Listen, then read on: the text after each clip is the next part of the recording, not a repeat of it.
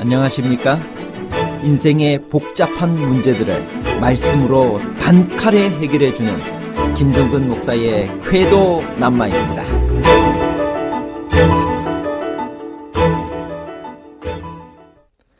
성경에는 사망의 종류가 몇 가지 나오나요? 하나님께서 아담에게 선악과를 따먹으면 어떤 사망을 당할 것이라고 했나요? 영적인 사망인가요? 첫째 사망인가요?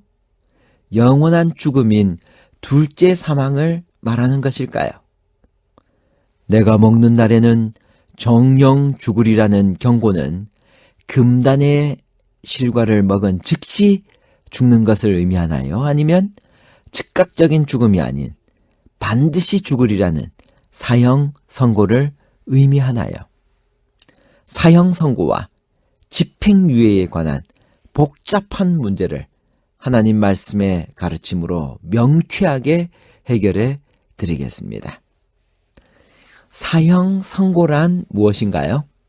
사형 선고란 공판정에서 사형에 처한다는 내용을 알리는 일을 말합니다. 사형은 범죄인의 생명을 박탈하여 그 사람을 사회로부터 영구히 제거시키는 형벌을 말합니다. 집행유예란 무엇인가요? 집행유예란 유죄의 형을 선고하면서 이를 즉시 집행하지 않고 일정 기간 그 형의 집행을 미루어 주는 제도를 말합니다. 사형 집행유예란 무엇인가요? 사형 집행유예는 사형수에게 사형을 바로 집행하지 않고 일정 기간 동안 사형 집행을 보류하였다가 해당 기간의 수용 생활에 따라 무기징역 혹은 그 이하의 징역형으로 감형하여 주는 제도입니다. 아담은 몇 살까지 이 세상에 살았나요? 창세기 5장 4절 5절. 아담은 셋을 낳은 후 800년을 지내며 자녀들을 낳았으며 그는 930세를 살고 죽었더라. 아담은 930세까지 살았습니다. 홍수 이전 인류의 긴 수명은 다음의 이유들 때문일 것입니다. 첫째, 창조시에 인간에게 부여된 본래의 활력. 둘째, 뛰어난 신앙심과 지력. 셋째, 생명나무 열매의 자녀 효과. 넷째, 섭취할 수 있는 식물의 뛰어난 질. 다섯째, 죄에 대한 형벌의 시행을 연기한 하나님의 은혜. 아담은 8대 후손이 장성하는 것을 보기까지 살았습니다. 그의 수명이 홍수에 이르는 시간의 절반 이상에 걸쳐 있었으므로 많은 사람들이 그 자신의 입술로부터 에덴의 창조와 타락과 그에게 계시된 구속의 계획에 관한 이야기를 들을 수 있었음이 분명합니다. 사망에는 몇 가지 종류가 있나요? 계시록 20장 6절. 이 첫째 부활에 참여하는 자들은 복이 있고 거룩하도다. 둘째 사망이 그들을 다스리는 권세가 없고 도리어 그들이 하나님과 그리스도의 제사장이 되어 1000년 동안 그리스도로 더불어 왕노릇하리라. 성경은 세 종류의 사망에 대해서 말합니다. 첫 번째, 영적인 사망. 두 번째, 예수님이 잠으로 묘사한 일시적 죽음인 첫째 사망. 세 번째, 영원한 죽음인 둘째 사망. 내가 먹는 날에는 반드시 죽으리라고 하셨는데 아담은 930년을 살았습니다. 왜 즉시 아담이 죽지 않았을까요? 창세기 2장 16절에서 17절까지 있는 말씀입니다. 여호와 하나님이 그 사람에게 명하여 이르시되 동산 각종 나무의 열매는 내가 임의로 먹되 선악을 알게 하는 나무의 열매는 먹지 말라.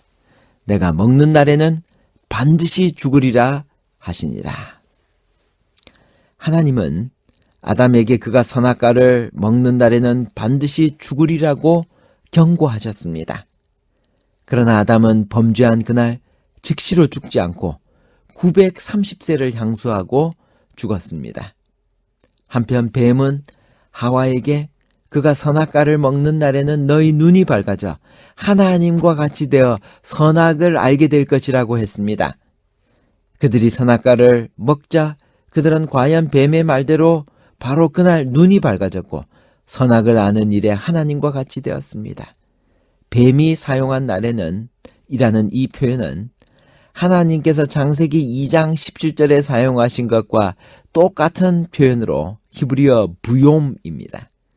똑같은 표현에서 사탄의 말은 그날 문자대로 이루어졌는데 하나님의 말씀은 그날 성취되지 않았습니다. 왜 하나님의 명령과 그것의 성취 사이에는 간격이 있었을까요? 이 문제에 대한 가장 보편적인 대답은 성경이 말하는 죽음 혹은 사망의 정의를 살펴보는 것입니다. 성경은 사망을 숨이 멈추는 육체적 사망, 하나님과 분리되는 영적 사망, 영원한 죽음인 둘째 사망, 이 세 가지로 구분하고 있습니다. 첫 부모는 이날 범죄하였으나 아직 죽지 않았습니다. 그러므로 그날의 죽음은 분명히 영적인 죽음입니다. 이것은 틀림없는 사실입니다. 아담은 이날 범죄했고 그는 그날 허물과 죄로 죽었습니다. 그러나 과연 하나님께서는 내가 그것을 먹는 날에는 반드시 죽으리라고 했을 때 이 영적인 죽음을 두고 말씀하셨을까요? 하나님께서는 인간이 범죄한 직후에 그에게 당신이 말씀하신 죽음의 의미가 무엇인지 분명히 하셨습니다. 그것은 곧 너는 흙이니 흙으로 돌아가라는 것이었습니다.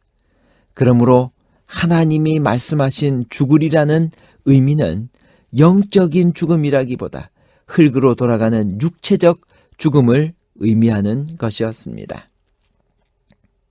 그러나 그날 인간은 죽지 않았습니다. 그렇다면 하나님의 경고는 실패한 것일까요? 그렇지 않습니다.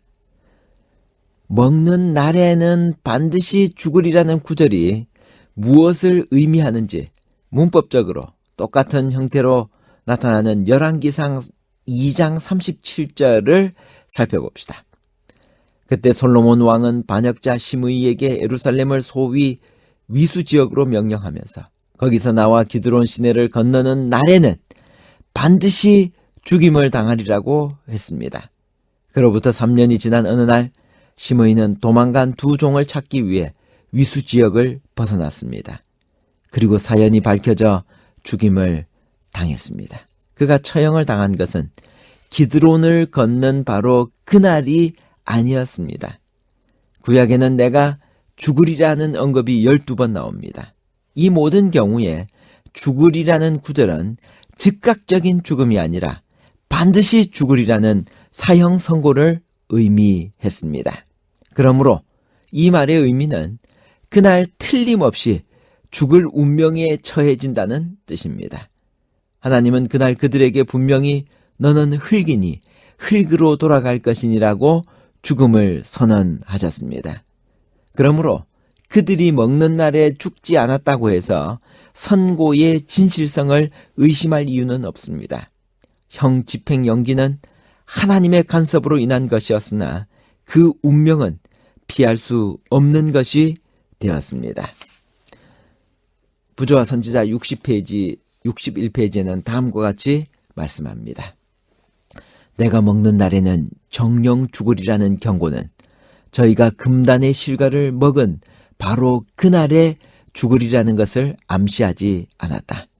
그러나 그날에 취소할 수 없는 선고가 언도될 것이었다.